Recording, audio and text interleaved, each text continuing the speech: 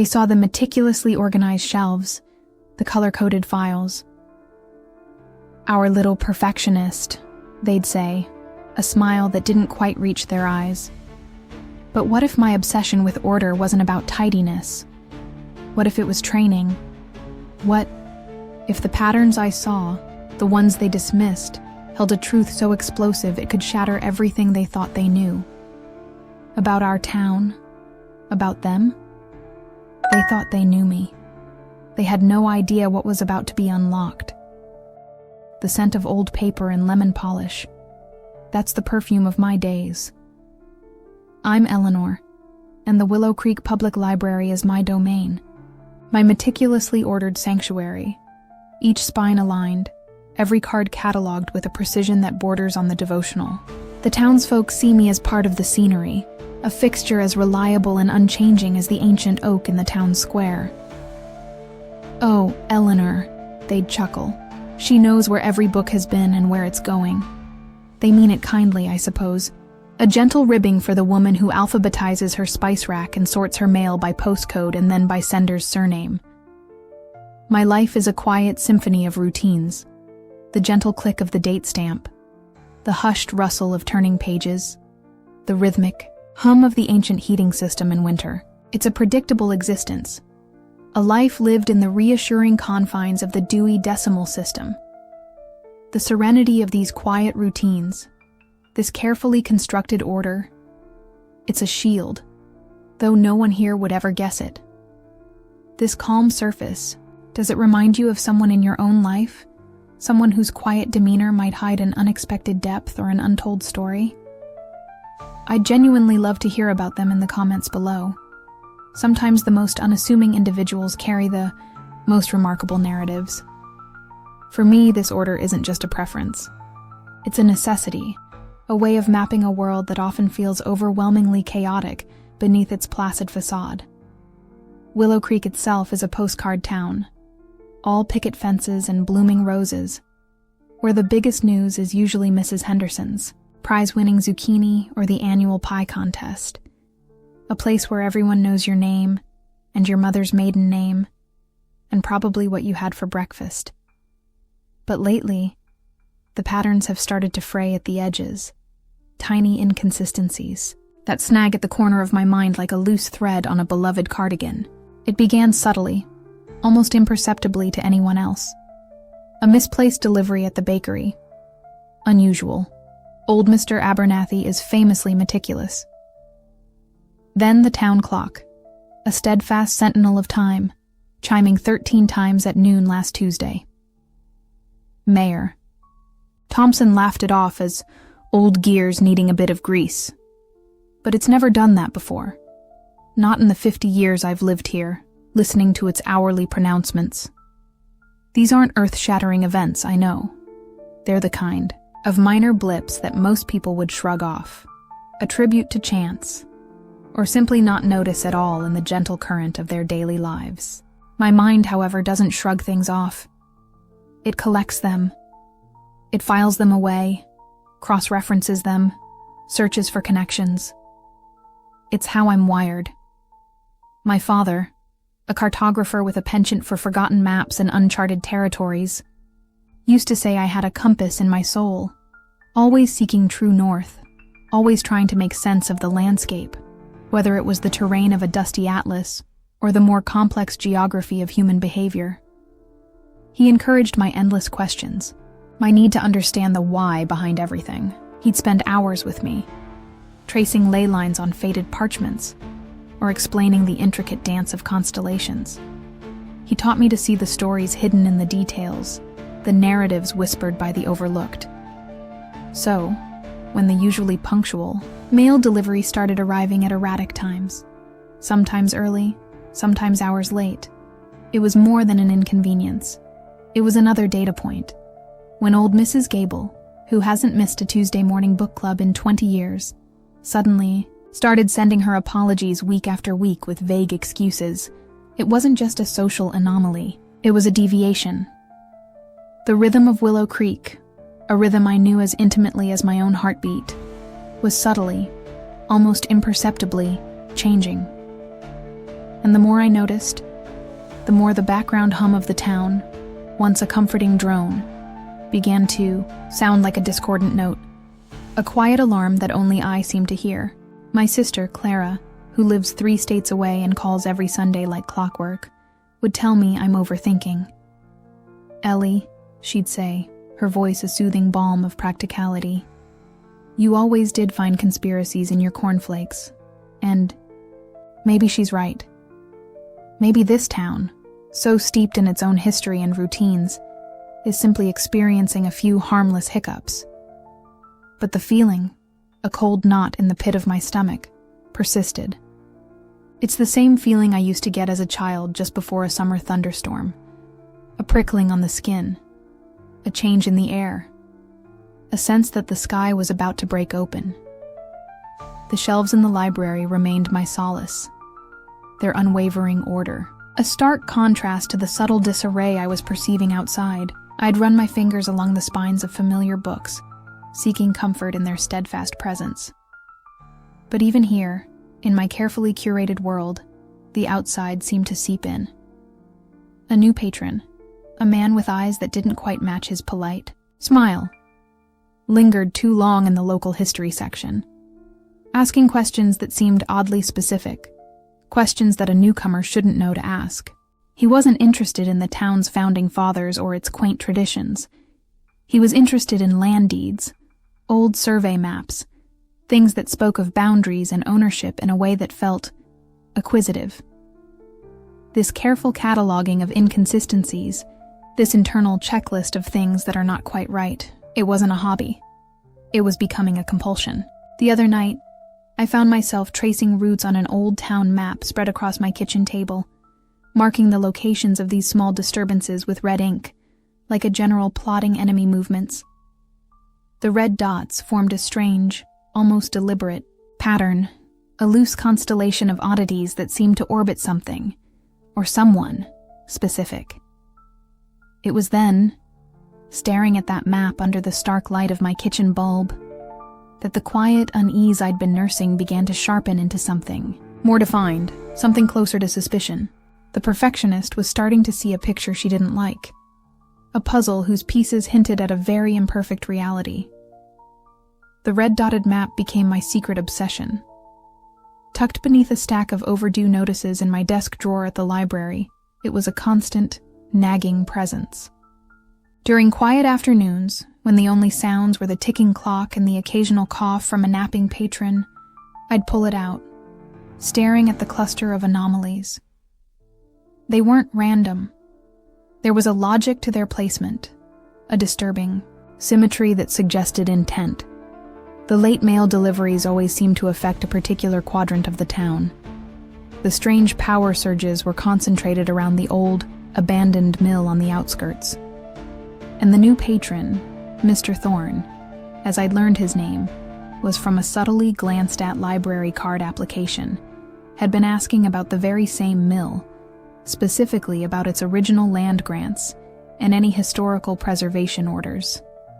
I started to pay closer attention, moving beyond passive observation. My perfectionism, as they called it, became my camouflage. Who would question Eleanor, the quiet librarian, if she lingered a little longer shelving books in the local history section, her ear subtly tuned to Mr. Thorne's hushed inquiries at the research desk? Who would find it odd if she made an extra detailed note of which archived newspapers he requested, or which microfilm reels he spent hours poring over? He was interested in the town's infrastructure, it seemed. Old water rights, forgotten easements, mineral surveys from a century ago. Things that spoke of value hidden beneath the soil, value that Willow Creek, in its sleepy contentment, had perhaps long forgotten or never truly understood. My daily walks, once a pleasant perambulation through familiar streets, took on a new purpose. I'd find reasons to pass by the old mill, noting the fresh tire tracks in the mud that definitely weren't from local vehicles. I saw unfamiliar vans, unmarked and nondescript, parked down the overgrown lane leading to it, usually late in the evening when the town was settling down for the night. Once, I even caught a glimpse of men in dark clothing, carrying equipment that looked far too sophisticated for a simple survey. They weren't local. Their faces were hard, their movements efficient, entirely out of place amidst the gentle decay of the forgotten structure and the whispering willows that gave our town its name. The library, my sanctuary, began to feel different, not unsafe. Not yet, but charged with a new tension. When Mr. Thorne was there, the air itself seemed to crackle. He had a way of looking at things, at the old maps, at the dusty ledgers, as if he were stripping them bare, assessing their worth with cold, calculating eyes.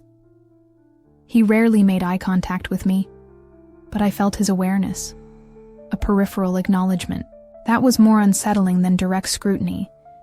It was as if he knew I was watching him, and he didn't particularly care, or perhaps he even found it mildly amusing.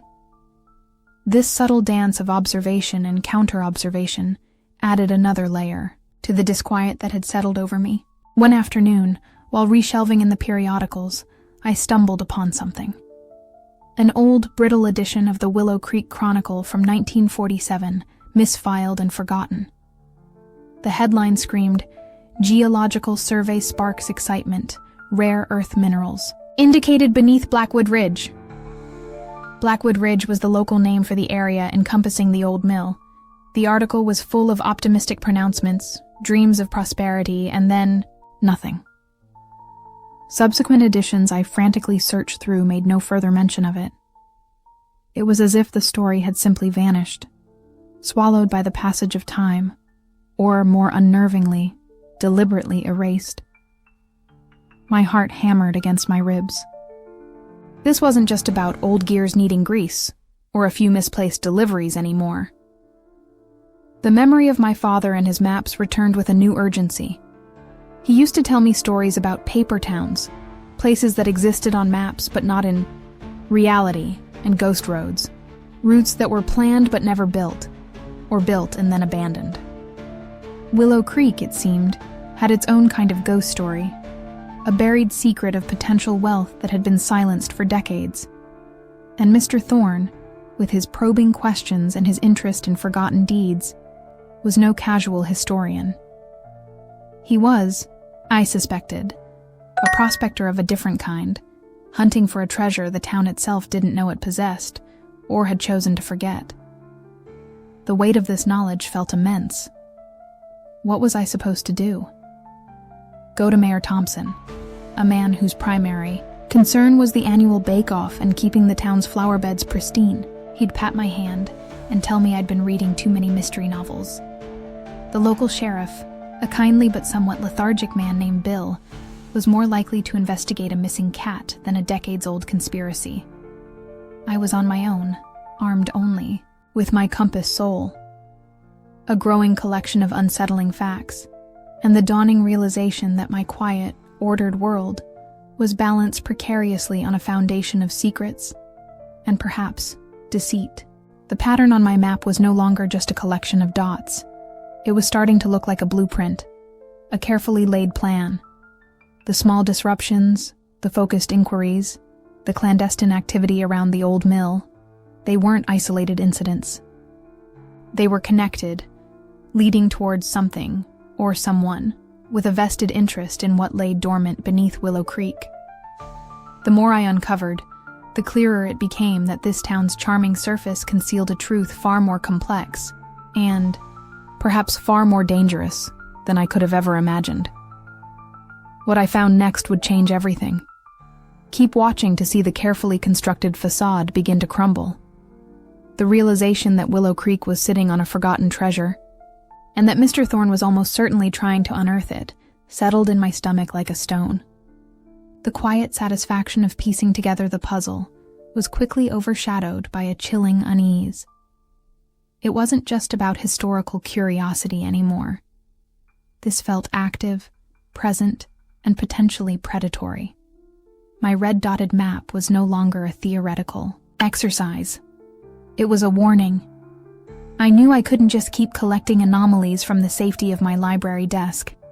The next step, whatever it was, would require me to step out from behind the shelves and into the shadows Thorne and his associates seemed to inhabit.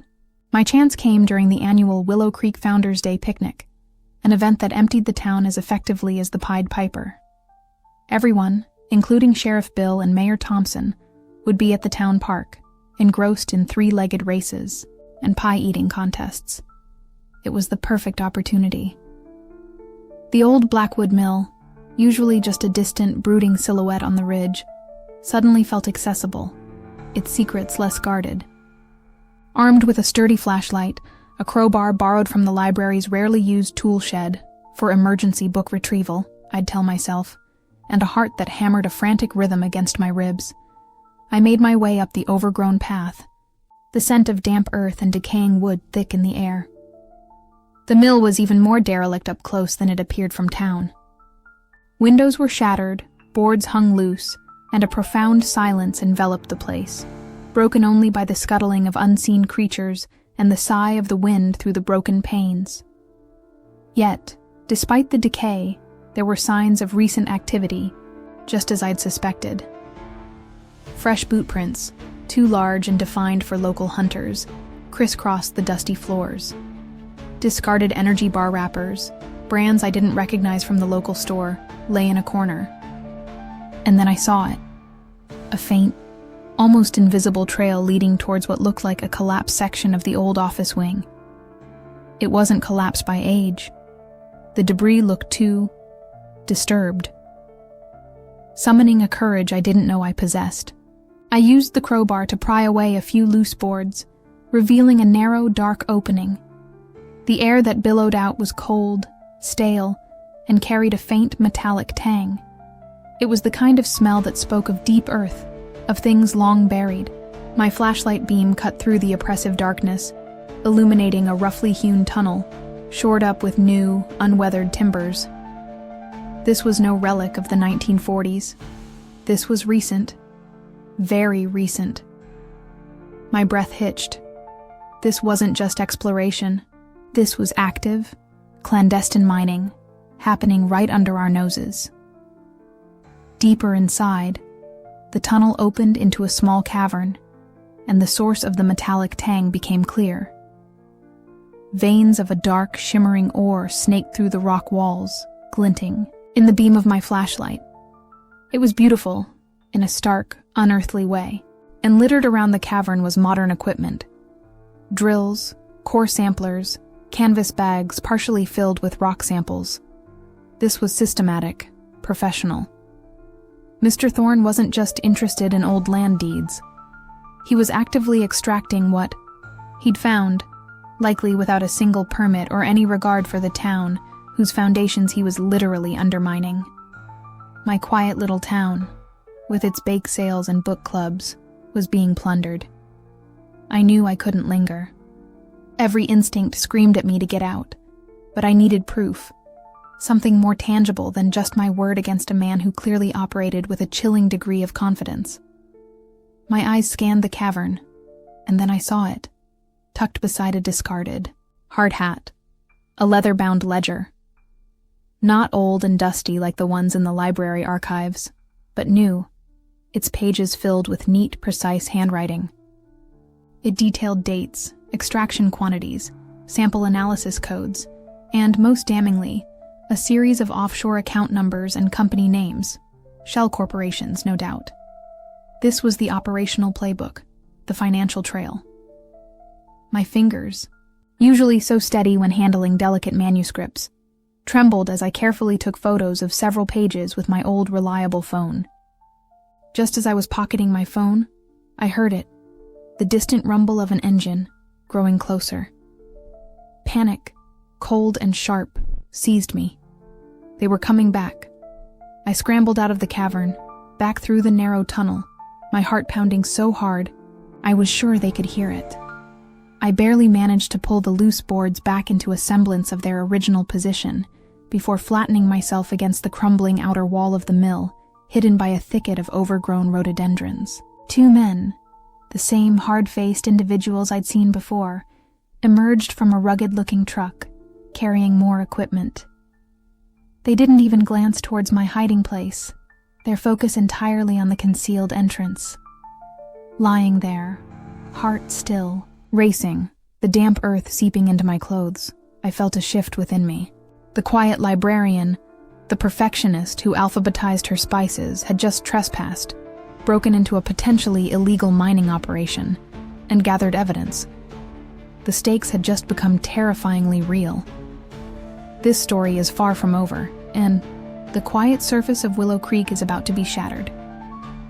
If you're as invested in uncovering the truth as I am, make sure you're subscribed and have those notifications turned on, because you won't want to miss what happens when these secrets finally see the light of day. I waited until their truck disappeared back down the ridge before I dared to move, every nerve ending screaming.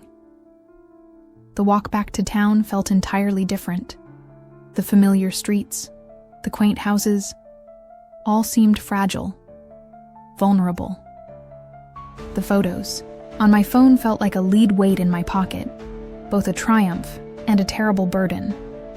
The red dots on my map now had faces, a clear motive, and a tangible crime associated with them. The question was no longer what was happening, but what on earth was Eleanor, the town librarian, going to do about it? And who, in a town built on quiet complacency, would ever believe her? The journey back from Blackwood Ridge was a blur. My legs moved on autopilot, carrying me through the familiar streets of Willow Creek. But my mind was still in that cold, dark tunnel, the image of the glinting ore and the damning ledger seared into my memory. Once inside my small, usually comforting, cottage, I locked the door, something I rarely did in broad daylight, and leaned against it, gasping for breath as if I'd run a marathon. The silence of my home, usually a balm, now felt heavy, pregnant with the secret I carried. The photos on my phone felt like they were burning a hole in my pocket, a tangible weight of responsibility. For the first time, I truly understood what it meant to hold a truth that could shatter a community's illusion of peace.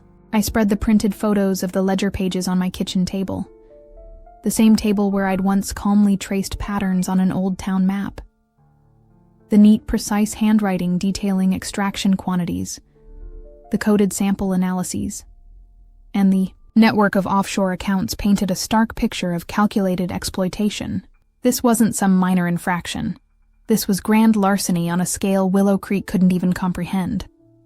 Mr. Thorne and his shadowy associates weren't just opportunistic, they were professionals, systematically stripping the land of its hidden wealth, all while the town above them went about its business, oblivious. My initial fear began to morph into a cold, simmering anger.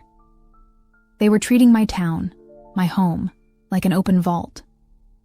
The question of what to do next loomed large and insurmountable. Wall, Mayor Thompson? He'd likely form a committee to look into the matter, which would achieve precisely nothing until Thorne and his crew had stripped Blackwood Ridge bare and vanished. Sheriff Bill, bless his heart, was more adept at handling stray pets and mediating disputes over fence lines than confronting sophisticated criminals engaged in illicit mining operations. He'd be out of his depth, and frankly, I worried he might inadvertently tip them off.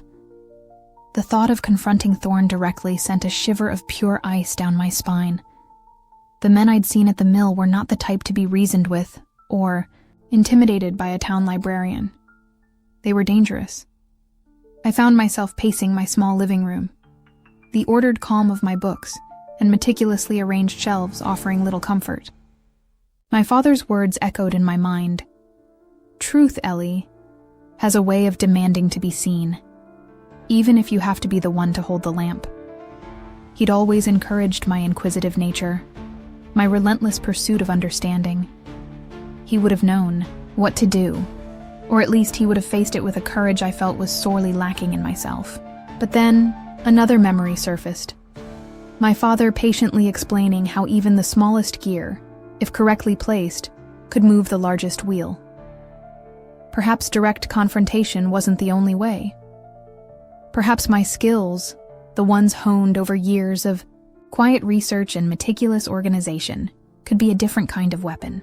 The local newspaper, the Willow Creek Chronicle, was an option, but its reach was limited.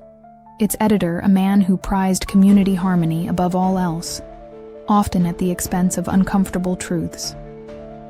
I could imagine him watering down the story, hesitant to accuse prominent-seeming newcomers or disrupt the town's placid surface.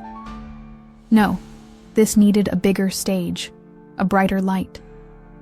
Thorne's operation was sophisticated, his network likely extending far beyond the borders of Willow Creek.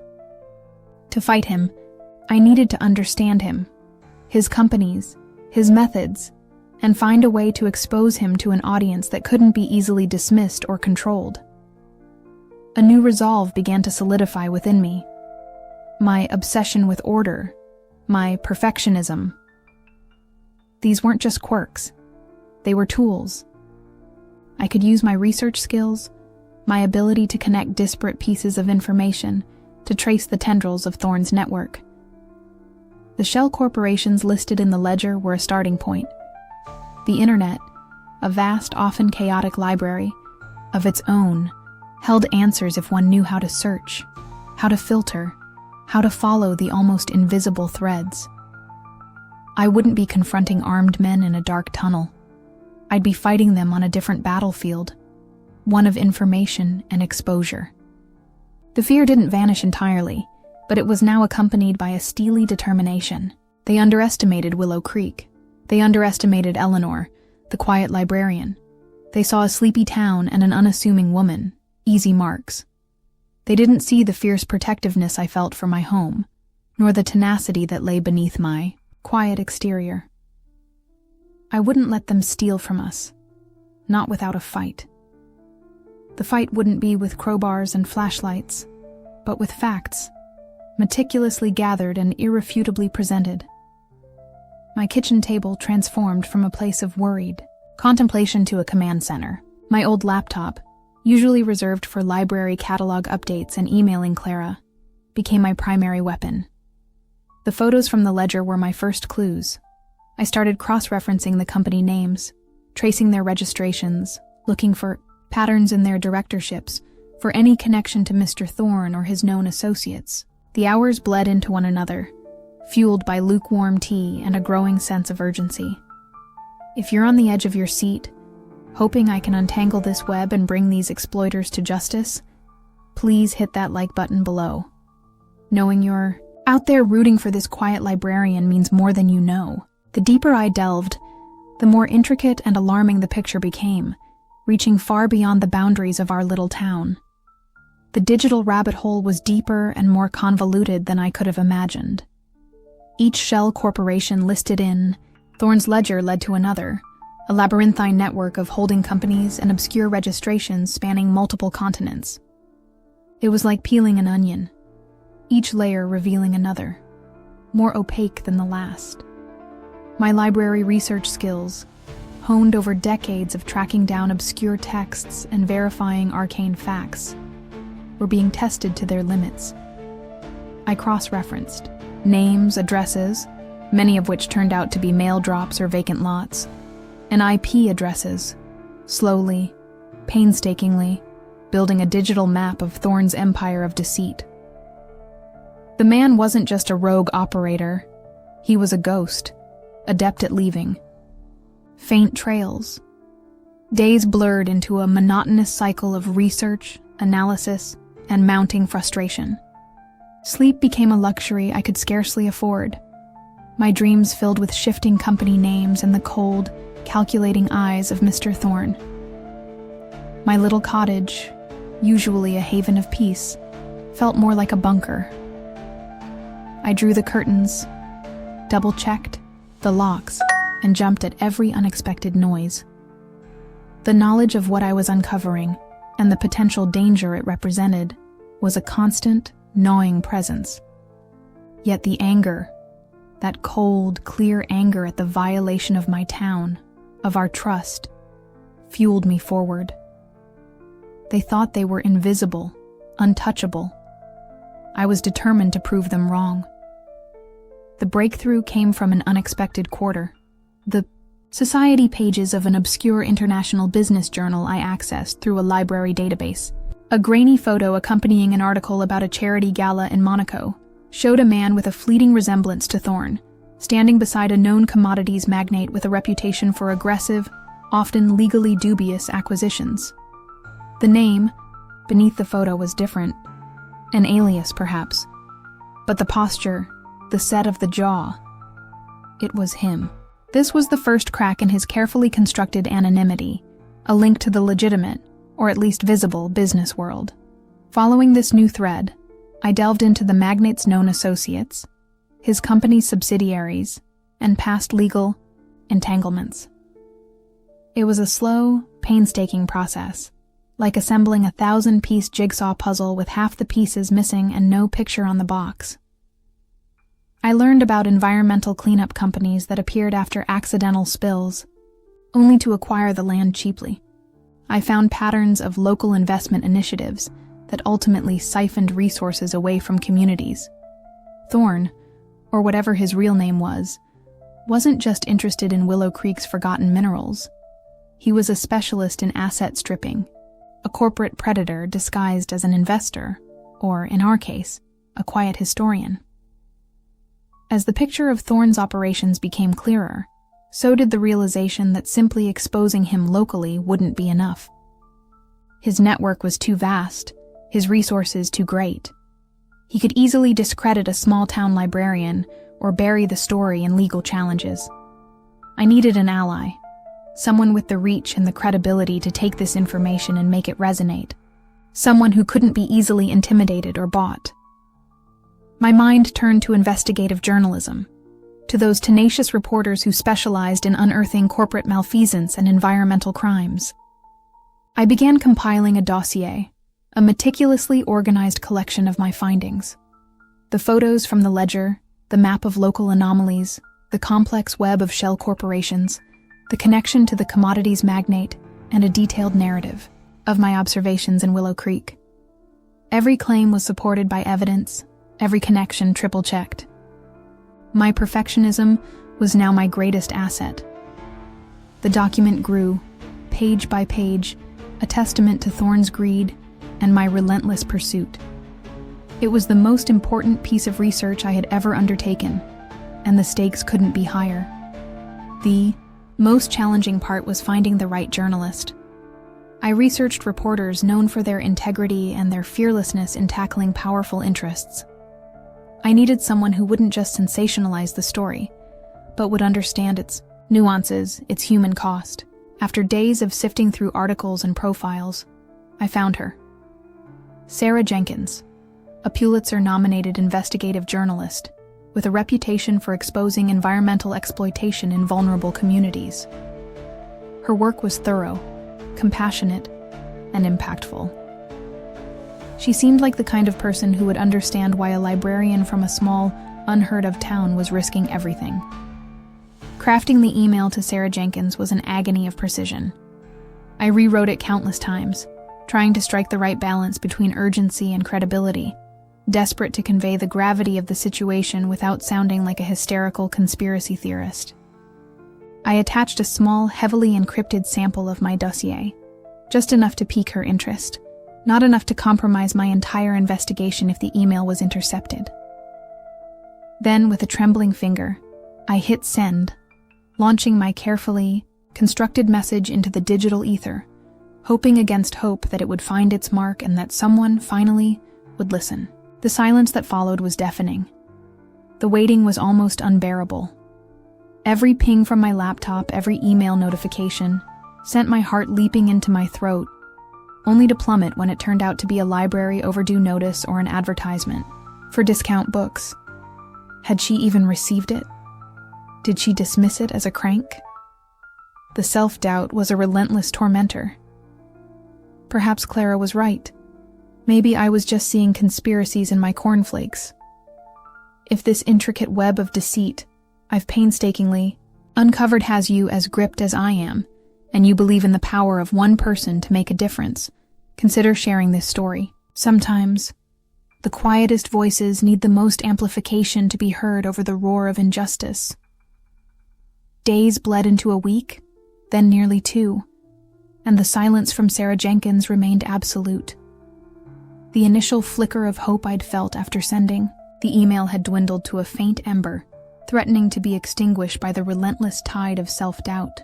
I continued my routines at the library, shelving books, assisting patrons, the outward calm a stark contrast to the turmoil raging within me. Mr. Thorne still made occasional appearances, his polite, detached demeanor now feeling like a personal affront, a silent mockery of my efforts. He seemed so confident, so unassailable, moving through our town with the quiet assurance of a man who believed he was untouchable. Each sighting was a fresh stab of frustration, a reminder of the ticking clock. I reread my email to Sarah Jenkins, countless times, scrutinizing every word, every comma, searching for some fatal flaw, some reason why she might have dismissed it. Was it too presumptive? Not detailed enough? Too detailed? The not knowing was an agony. My carefully constructed dossier sat on my laptop, a potent but useless weapon without someone to wield it effectively. The weight of what I knew, combined with the crushing feeling of impotence, was beginning to take its toll. Sleep offered little respite, and my appetite waned. Even the familiar comfort of my books felt hollow. Then, one rainy Tuesday afternoon, as I was cataloging a new shipment of novels, the library's old Bakelite phone jangled, its shrill ring startlingly loud in the quiet space. I almost ignored it, assuming it was Mrs. Gable with another book club query. "Willow Creek Public Library, Eleanor speaking," I answered, my voice betraying none of the weariness I felt. "Eleanor Vance?" a crisp professional voice inquired. "This is Sarah Jenkins. I received your email." My heart stopped. Then it hammered against my ribs like a trapped bird. "Ms. Jenkins," I managed, trying to keep my voice even. "Thank you for calling. Your information was compelling," she said, a note of cautious interest in her tone. "I've done some preliminary digging based on what you sent. There are definitely some red flags around the entities you mentioned. Enough for me to want to know more. A lot more." Relief, so potent it was almost dizzying, washed over me. Someone believed me. Someone with the power to do something was taking this seriously. "I have a comprehensive dossier," I told her. "Everything I've found. It details the local operations, the corporate structure, the financial trails as far as I could trace them." "I'd like to see it," she said. "All of it. Can you get it to me securely? And Eleanor," she paused, "are you safe?" Her question, simple and direct, caught me off guard.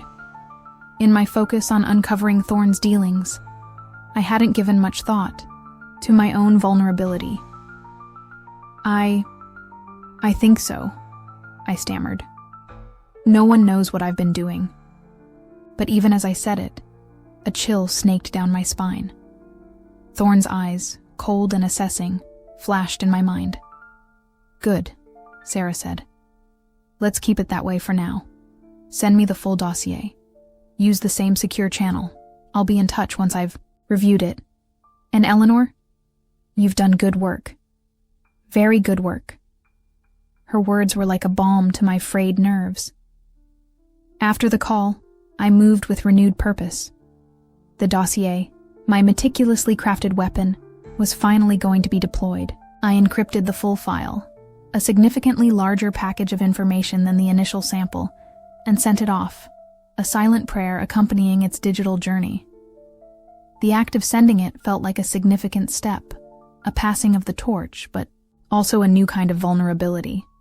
My secret was no longer entirely my own. The following days were a strange mixture of anxiety and anticipation. Sarah Jenkins, true to her word, began a quiet, behind-the-scenes investigation. She communicated sporadically, always through encrypted channels, asking pointed questions, requesting clarification on specific details in my dossier, sending me small snippets of information her own sources were uncovering that corroborated my findings. It was like watching a master craftsman at work, taking my raw materials and beginning to shape them into something powerful and undeniable. She was cautious, methodical, and incredibly thorough. She confirmed that Thorne, whose real name was apparently Alistair Finch, had a long history of similar operations in other small, resource-rich communities, often leaving environmental devastation and economic ruin in his wake. He was a phantom, adept at changing identities and disappearing when his schemes were threatened. Willow Creek was just his latest target. Knowing his true name and seeing the pattern of his past actions made him seem both more real and more menacing. Sarah explained that to truly expose Finch and his network, they needed irrefutable proof connecting him directly to the illegal mining at Blackwood Ridge and the subsequent flow of money through the shell corporations. My photos of the ledger were crucial, but Sarah needed more. Proof of current, ongoing operations, something that couldn't be easily dismissed as historical or circumstantial. She asked if there was any way to get updated information, any recent evidence of activity at the mill. My heart sank. The thought of going back to that dark, dangerous place, knowing what I knew now, knowing who Finch really was, terrified me. But the alternative, letting him get away with it, letting Willow Creek be another notch on his belt of destroyed communities, was unthinkable. The quiet courage I'd summoned before felt like a distant memory, but the image of my town, its trust, so casually betrayed, rekindled a spark. The fate of Willow Creek felt like it was resting squarely on my shoulders. If you're holding your breath, wondering if this quiet librarian can find the strength to face danger one more time, stick around.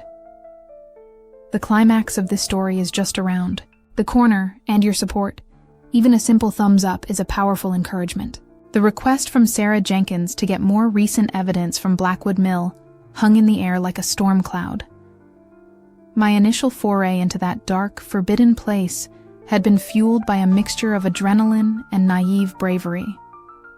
To go back, knowing the true identity of Alistair Finch and the ruthlessness of his operations, felt like willingly walking into a lion's den.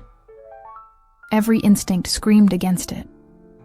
My quiet life, my predictable routines, had been shattered, replaced by a constant, low thrum of fear. Yet the image of Finch's cold, calculating eyes, the thought of him succeeding in his plunder, ignited a different kind of fire within me, a stubborn, righteous anger. Willow Creek deserved better.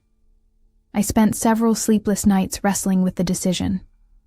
I replayed my first visit to the mill in my mind, every creak of the floorboards, every shadowy corner, every moment of heart-stopping terror when I heard the truck approaching. Could I do it again? Did I have the nerve? My father's voice echoed, again, not his encouraging words about truth, but a sterner memory. Him telling me once that courage wasn't the absence of fear, but acting in spite of it. He'd been a quiet man, my father, not given to grand pronouncements, but his words carried weight, grounded in a deep, unwavering integrity. Finally, with a resolve that felt brittle but surprisingly firm, I decided I had to try. Sarah needed this. Willow Creek needed this. I couldn't come this far, uncover so much, only to falter at the final hurdle. I began to plan, my perfectionist tendencies now focused on minimizing risk. I studied the patterns of activity around the mill more closely, noting the times when Finch's men were least likely to be present, typically during the mid-morning, after their early shift and before any late afternoon check-ins. I knew the layout from my previous visit, the location of the hidden tunnel, the small cavern with the ledger. This time I wouldn't linger. In and out, get the proof, and disappear. For me, watching this unfold from the quiet anonymity of my library was surreal. The little perfectionist, the quiet librarian, had, in her own small way, helped topple a shadowy empire. There was no public glory, no accolades, and that was perfectly fine by me. The real satisfaction came from seeing the machinery of justice grind into motion, from knowing that Willow Creek, though scarred, would not be another one of Finch's forgotten victims. The fight wasn't completely over. Finch was still at bay. Large, and the environmental cleanup of Blackwood Ridge would be a long process, but a significant battle had been won. My compass soul, had found its true north, and in doing so, had helped my town find its way back from the brink. If you believe in the power of truth and the courage of ordinary individuals to stand up against injustice, please share this story. Let Willow Creek's victory be an inspiration. The world needs to know that even in the quietest corners, vigilance and determination can make all the difference. In the weeks and months that followed the expose and the shutdown of Finch's illegal mining operation, Willow Creek slowly began to heal, though it would never be quite the same. The initial shock and anger gradually gave way to a more determined, proactive spirit. Town meetings were no longer just about the annual pie contest. They were about community vigilance, environmental stewardship, and ensuring that Willow Creek would never again be so easily exploited. The ghost miner incident had served as a harsh but necessary wake-up call. The environmental law firm Sarah Jenkins had brought in worked closely with the town council and newly formed citizen action groups to assess the damage at Blackwood Ridge and pursue legal avenues for remediation. It was a daunting task, the scars on the land a visible reminder of Finch's greed.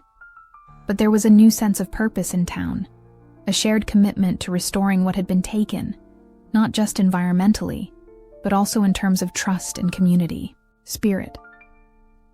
The library, my quiet domain, became an unexpected hub for information, with residents poring over environmental reports and legal documents, eager to understand and participate in the recovery process. Alistair Finch, despite a global manhunt, remained elusive, a phantom who had once again slipped through the net. But his empire was crippled. His name and methods were now notorious, his ability to operate in the shadows severely diminished. Several of his key associates were apprehended, and the intricate network of shell corporations he'd built was slowly being dismantled by international authorities. It wasn't a perfect, clean-cut victory, but it was a significant one. Justice, in its own way, was grinding forward. For me, life returned to a semblance of its former quietude, but with a profound internal shift. The books on my shelves, the familiar routines of the library, still brought comfort, but they were now imbued with a new layer of meaning. My perfectionism, once a source of gentle amusement for the townsfolk, was now understood, at least by me, as a tool that had helped save our town. I no longer felt like just a passive observer. I had discovered a strength and resilience within myself that I never knew existed. The world outside the library walls, once a source of vague unease, now felt like a place where even a quiet librarian could make a tangible difference. Sarah Jenkins and I kept in touch sporadically. She moved on to other investigations, other injustices, but she never forgot Willow Creek. She'd occasionally send me updates on the legal proceedings against Finch's remaining corporate entities, or on new environmental protection initiatives inspired, in part by our town's story. Her final article on Finch had earned her another prestigious award, and in her acceptance speech, she spoke eloquently about the courage of ordinary citizens who refuse to look away when faced with wrongdoing, a subtle nod that I understood and deeply appreciated. My sister Clara, when she finally learned the full extent of my involvement, through a carefully edited, less terrifying version of events I eventually shared, was initially aghast, then overwhelmingly proud. "Ellie," she'd said, her voice thick with emotion, "I always knew there was more to you than alphabetized spices. I just didn't realize you were a secret agent librarian." We laughed, a release of tension that had been building for months. Her teasing no longer felt dismissive, but affectionate, laced with a newfound respect. One crisp autumn afternoon, months after the initial storm had passed, Mayor Thompson approached me at the library. He looked older, more careworn, but also more thoughtful than I'd ever seen him. "Eleanor," he began, a little awkwardly. "The town council, we wanted to... Well, we know you prefer to stay out of the limelight. But we also know, or at least we have a strong suspicion, that Willow Creek owes you a great deal. More than most people will ever realize." He gestured vaguely towards Blackwood Ridge, visible in the distance through the library window. "Thank you," he said simply. for caring so much, for seeing what the rest of us missed. It wasn't a public commendation, no medal or plaque, but his quiet words of acknowledgement meant more than any grand gesture could.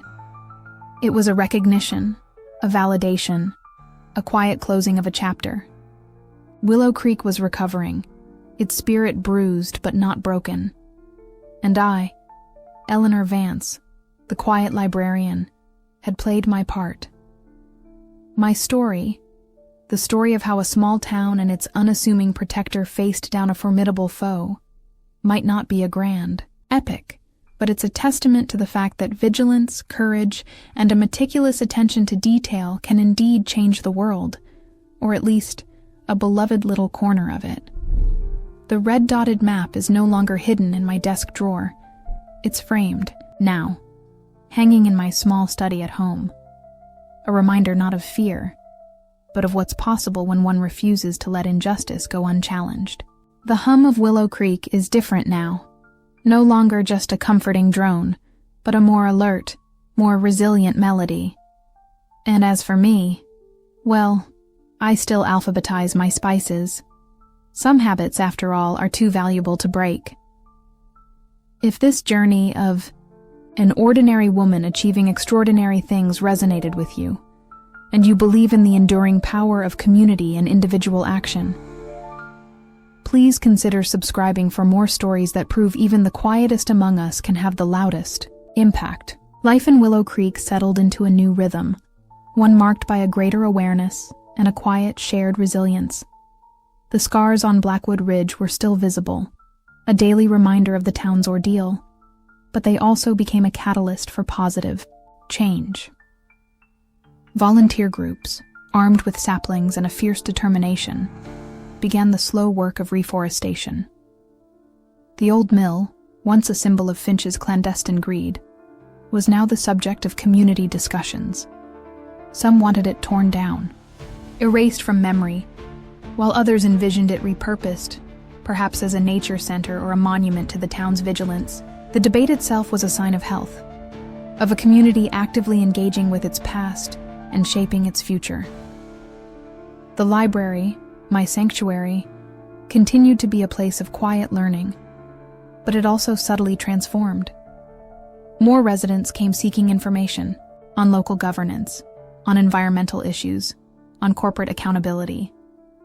My local interest section expanded, filled not just with quaint histories, but with resources empowering citizens to be more informed and engaged. I found a quiet satisfaction in guiding them, in connecting them with the knowledge they sought.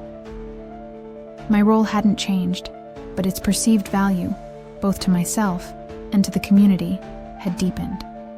The legal battles against Finch's network continued, in distant courtrooms, largely unseen by Willow Creek. But Sarah Jenkins would occasionally send an update. Small victories were won. Assets frozen here, a subsidiary forced into bankruptcy there. Finch himself remained a ghost, a cautionary tale whispered in corporate boardrooms and investigative circles.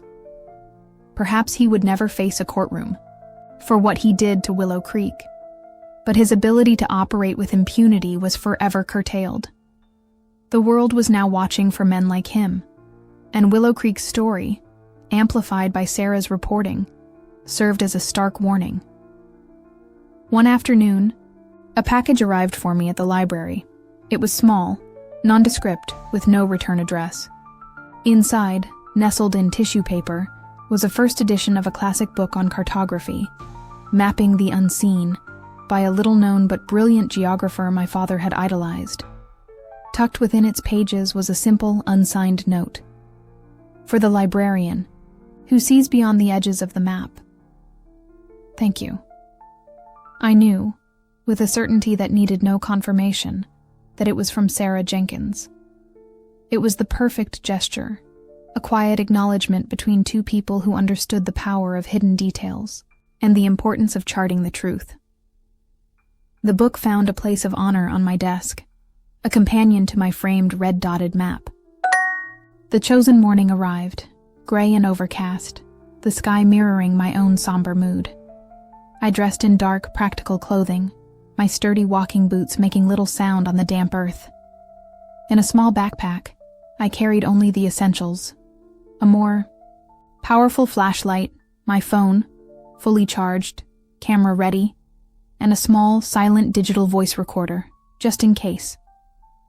As I approached the ridge, the familiar scent of pine and decay filled the air, but this time it was overlaid with a metallic tang of apprehension.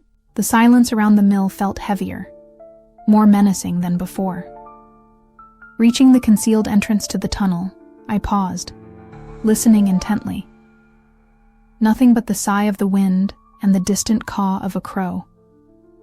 My heart hammered against my ribs, a frantic drumbeat in the oppressive quiet. Taking a deep breath, I slipped inside. The tunnel was as I remembered, cold, damp, and utterly black beyond the beam of my flashlight. The air was stale, thick with the smell of disturbed earth. Each footstep, no matter how carefully placed, seemed to echo unnaturally. Inside the small cavern, new activity was evident. More rock samples were bagged, fresh drill marks scarred the walls, and the ledger, my primary target, lay open on a makeshift table, a pen resting beside it as if someone had just stepped away. This was it. My chance. With trembling hands, I quickly photographed the most recent pages, capturing dates, quantities, and any new notations.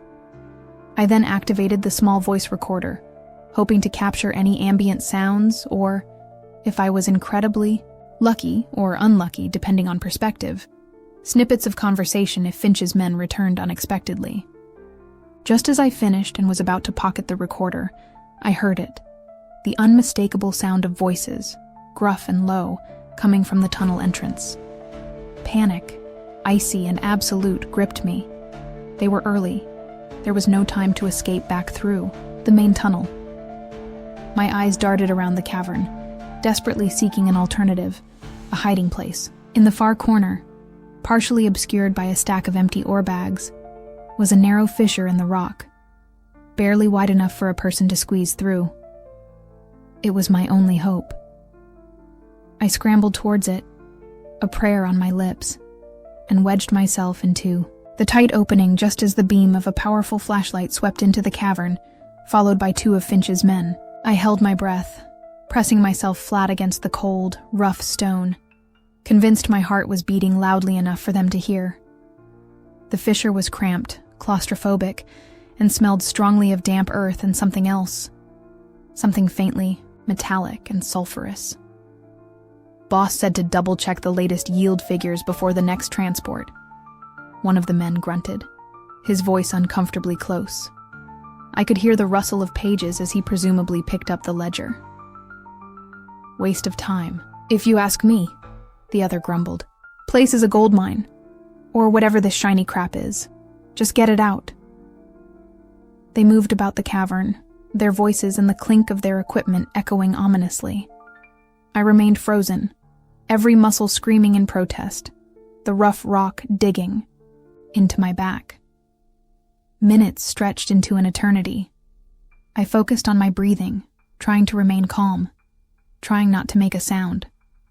The thought of being discovered, trapped in this dark hole with these men, was a terror beyond imagining.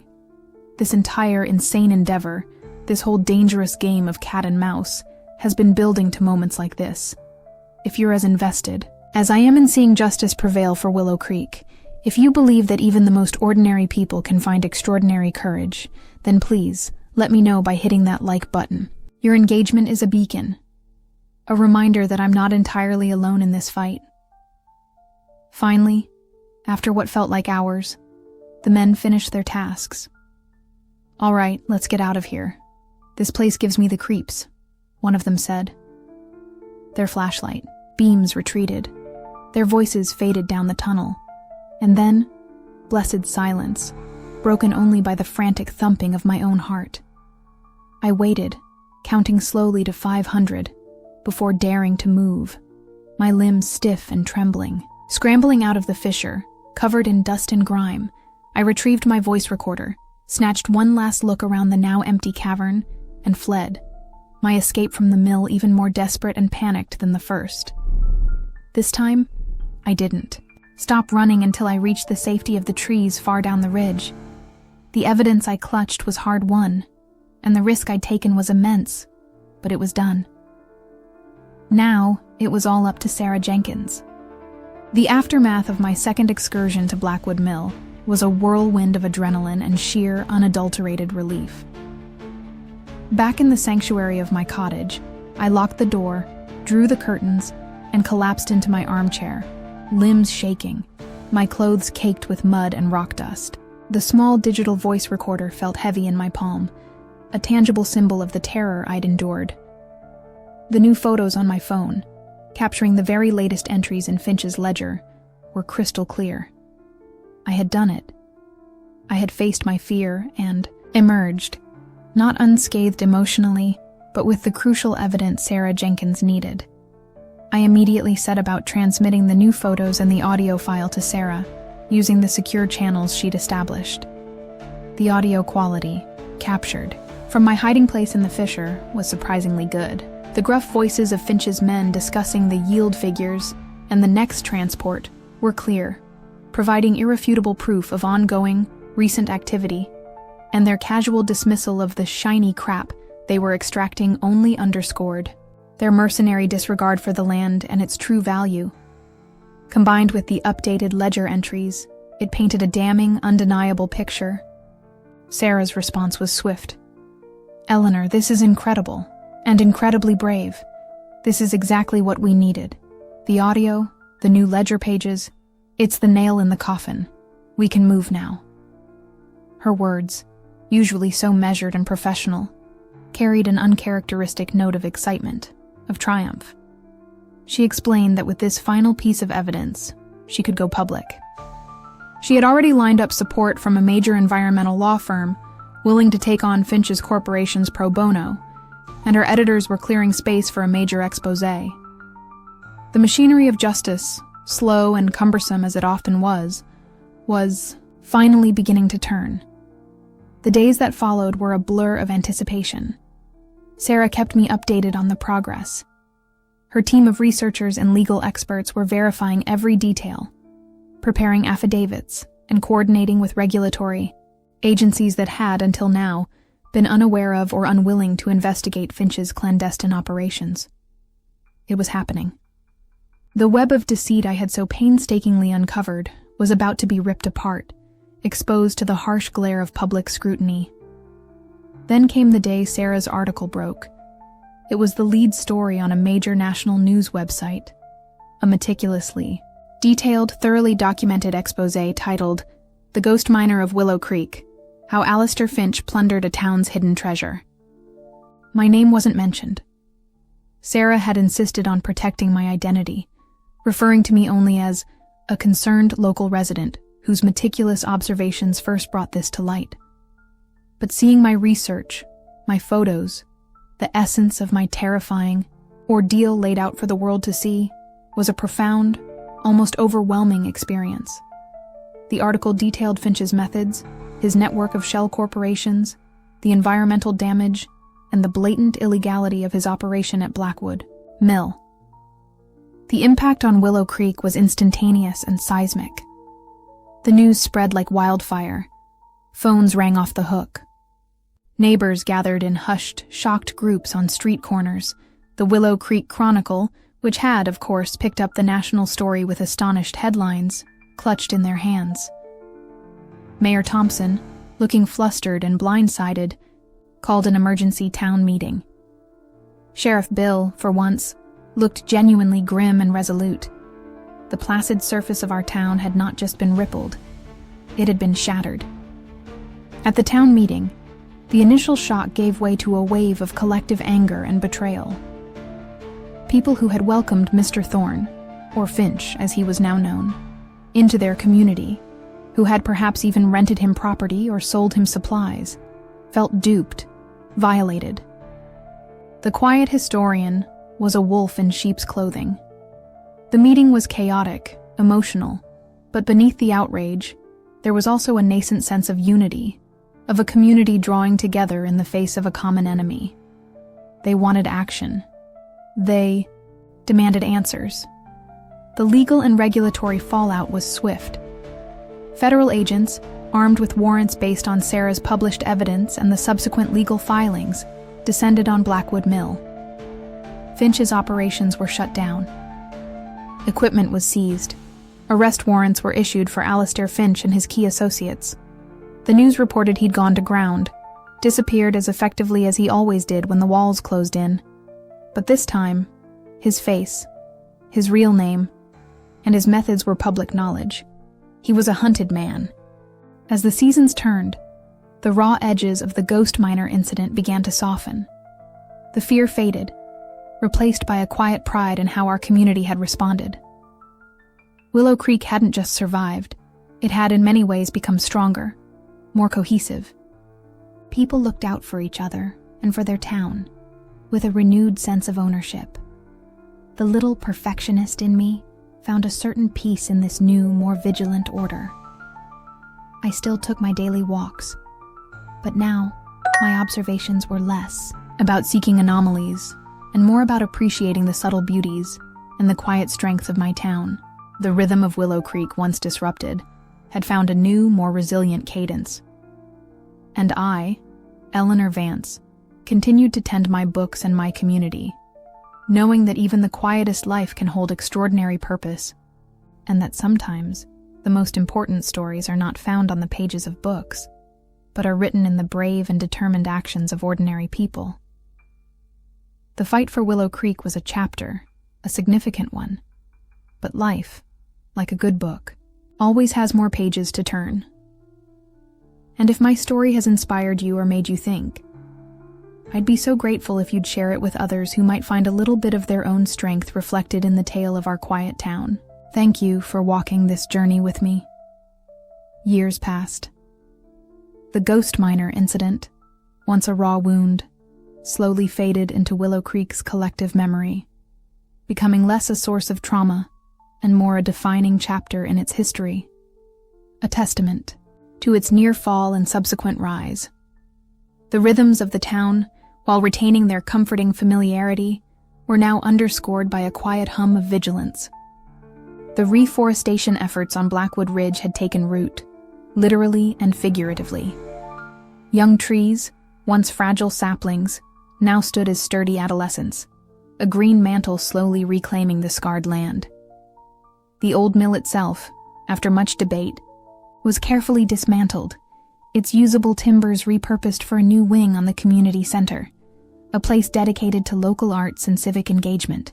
It felt symbolic, taking something tainted by greed and transforming it into a resource for growth and connection.